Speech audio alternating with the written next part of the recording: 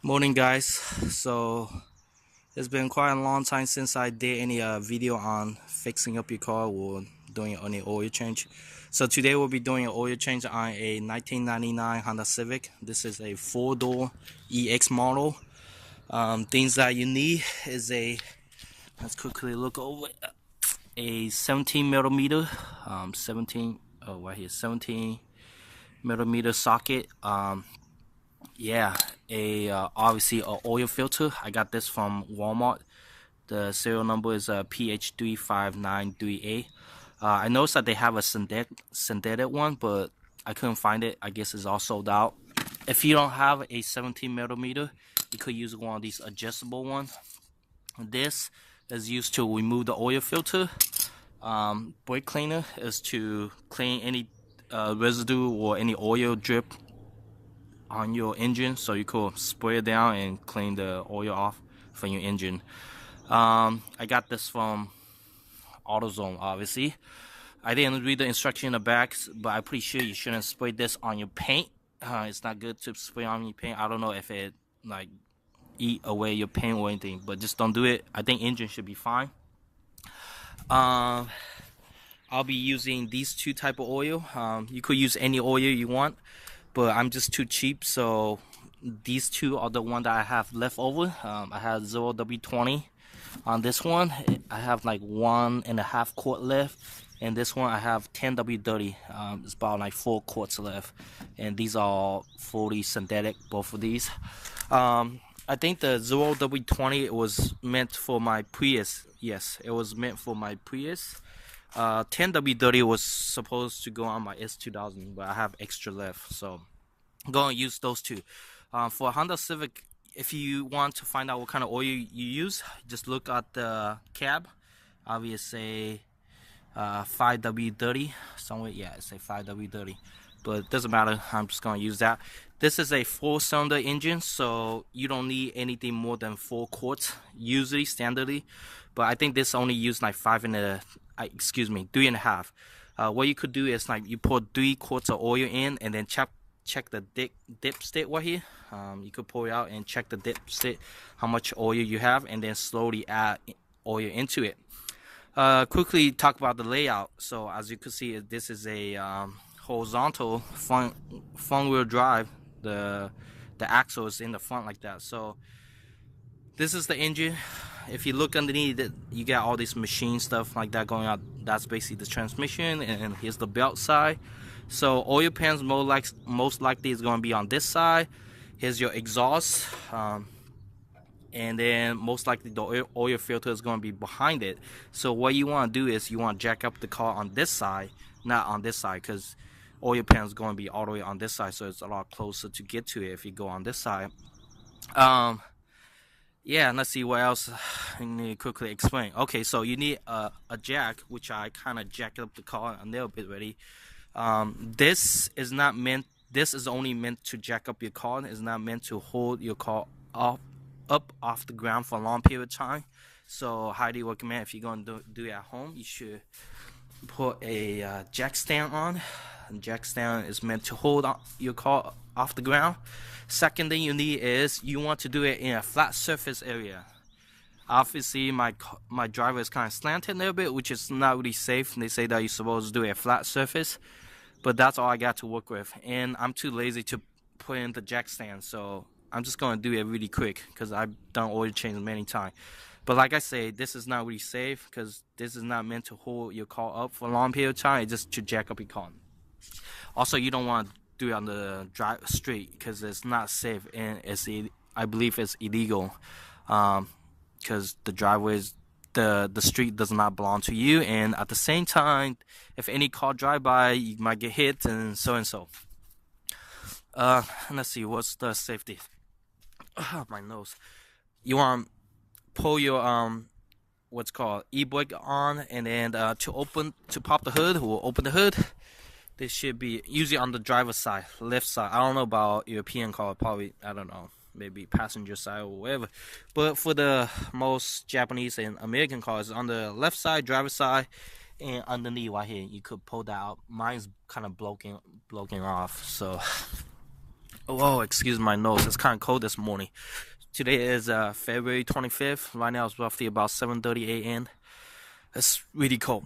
All right, so where to jack up the car? So we got the idea that it's going to be a driver's side closest to the engine. Yeah, I already jacked up a little bit already. For those of you guys who first time using the jack, twist this to the left side and then jack. That's how you hold it. If you want to let it down, twist this to the handlebar towards the left. That's where you let the hydraulic out. Okay. So if you don't have a jack like this, you have the regular tiny jack that come with the car. The areas jack is right here, this tiny. If you feel it, it's pretty thick. It's like a 2-pad of metal, so it's really thick. So this is the part you jack. Don't jack from this thing right here, because this is basically a plastic piece. You might bend this. And then another part you could jack is from the frame, which the reason why I put a paper on, because I didn't, this is a piece of metal and that's a metal, I didn't want to scratch it, so I put paper. You could put rag or anything like that. Don't jack from this thing though. This is all the excuse me. Yeah, don't jack from here, because this is all the plastic and all the like lines and gasoline line and stuff like that, or whatever, or e-brake lines. So don't jack that. But jack from the frame. Don't jack from, where's my hand? Where is it? Oh, right here. Don't jack from here, because these are soft. So jack from the frame. So that's holding it with it's a frame. And another thing you could jack from is, where's my hand? Okay, right here. This thing. Oh, it's kind of hard to record and do this. Oh yeah, I forgot to mention that you need something to contain the oil with, and a funnel, which is really dirty. The reason why I took all these tools out, because I'm kind of messy to find these things right here. To find these things, I have to look through all these. But yeah, anyway, first thing after you jack up the car, have your jack stand on, e-brake on, pop the hood. Oh yeah, after you pop the hood, put your fingers in here, move the lever, and then pull the hood up. You should have like some sort of stick to hold on to your hood, or somewhere. Most cars is probably in the front, but some in the side. After that, you want to open up your cab because right now it's closed circuit. But if you open it, you get like more gravity into this thing. Put it on the side. So yeah, you get like gravity, and then when you open the bolt on the bottom, it'll drain a lot faster. So right now I'm not doing it right now. I'm just gonna get underneath the car and show you guys, because I'm, like I said, recording it myself. So I'm just gonna quickly show you. So right now I'm underneath the car. Yeah, maybe this way is better. So I'm underneath the car, and that's the transmission side. Oh yeah, I just bought this car a week ago. And looking at it, it's kind of oily, pretty dirty. I should clean it with the brake fluid. But anyway, this is the transmission one. This is the engine right here. Transmission, engine. And then if you scoot back, this is the oil pan. Like I say, where's my finger? Oil pan. And there's an indication right here. It's not very focused, but it's the oil right here. And then this is the bolt that you want to loosen up. And then if you go further in, let me twist this around. Okay, so like I say, this is the, where is it? Can we focus? Yes, that's the bolt right there. It's obviously a lot of oil, so I'm going to use a brake fluid indication right there, oil point. So you just loose this bolt up, and all the oil will come out. And then if you look behind it, that white thing right here, there we go. That's the filter right underneath that. So you should be able to remove it with your hand, because the oil filter should be only hand tight. But some people, I don't know why they tight like really hard or something. So you have to use that too. And so I'm going to be using the tool because it's all the way up there. It's kind of hard to get to it. I mean, you could put your hands over like up there, but I don't want to do that since I already have a tool for that. So I could just reach over there like an extension of my hand, and then and then just remove that. So that's it. So we move this bolt right here. Ooh, yeah, we move this bolt, and then we move this filter, and then yeah, make sure you have a pan underneath here, and then to get it. But overall, that's it. So I'm gonna pause the video while I'm enjoying the oil. Focus. Okay, so the oil is draining right now. So let me quickly demonstrate right there. It's draining pretty slow. The reason why it's draining slow and so little, because there's not a lot of oil in it apparently. So previous owner didn't put a lot of oil, or I don't know, or it's leaking oil or whatever. But as you see, it's really dirty and sort of sticky and gluey. So obviously the oil is old.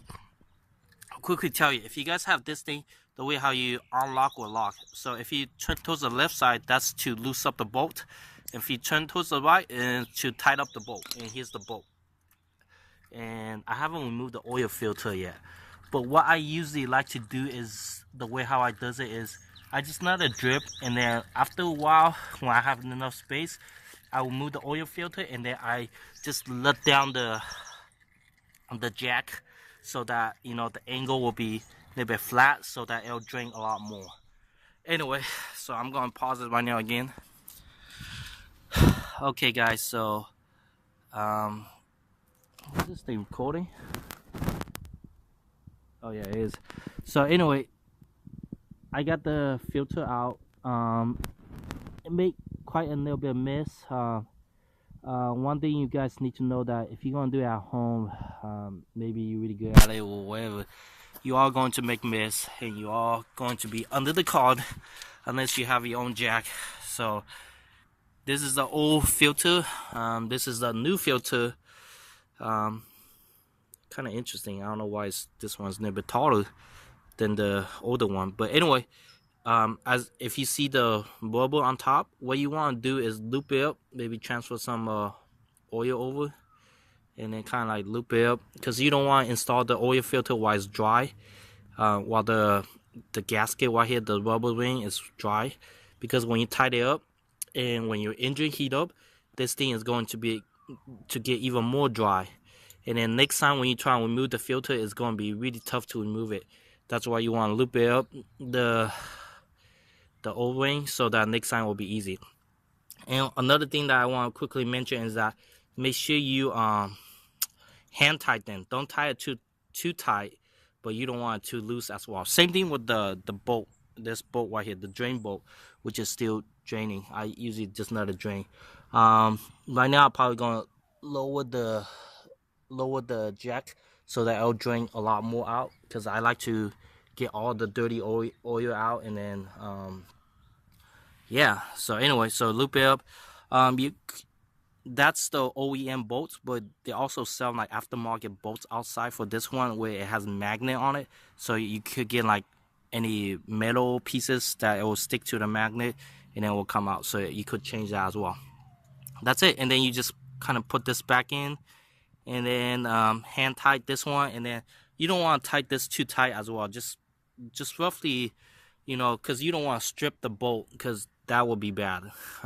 Last thing you want. Okay, so yeah guys, that's how you do it. And I'm gonna pause it right now. I'll probably show you the final.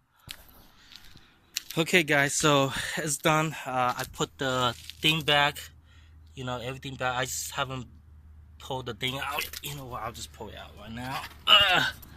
So I kind of quickly wash it really quick, rinse it. But here's the oil. So obviously it's not that much in it. I'll leave it on this side. Oh yeah, make sure you guys recycle these oil. I live in Fremont, so they have the recycle truck. They actually left some sort of container out at my house where you could pour the oil in. So you use a funnel, obviously. Put it on top right there, and then basically put 3 quart in first. You can also check the dipstick, pull this one out, see how much oil there is. There's actually nothing right now because I haven't filled in anything.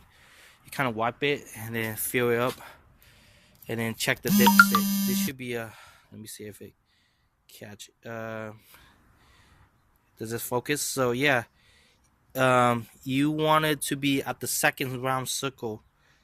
The circle, yeah, the second part circle, that's which means it's good. Quickly, let's check. Yeah, and then just pour in. I'm not going to show you how to pour the oil in because it's pretty straightforward. And then you start it up and then check again, turn off your car, and then check the dipstick again. Let the oil circulate through the whole engine so that the dipstick will be more accurate. If you see that yellow stick right there, that is transmission fluid stick. So also you could check how much oil you have in transmission. So yeah, this is basically how you do your oil changes. Pretty straightforward. Just one bolt and one filter. Remove it, put it back, hand tighten, don't tie it too much. Recycle the oil, park in the flat surface area. Make sure you have a good jack stand. Don't jack it somewhere from the south base area. Jack it from the frame. That's more safe. And then use whatever oil that you want. You could use a recommended. You probably should use a recommended, but for me, I don't really care, so I'll use that. Should be fine. The number is close enough. The first number, those numbers just indicate the temperature when the car's in operation, how much the oil lubricate and stuff like that. Anyway, thanks for watching. Bye.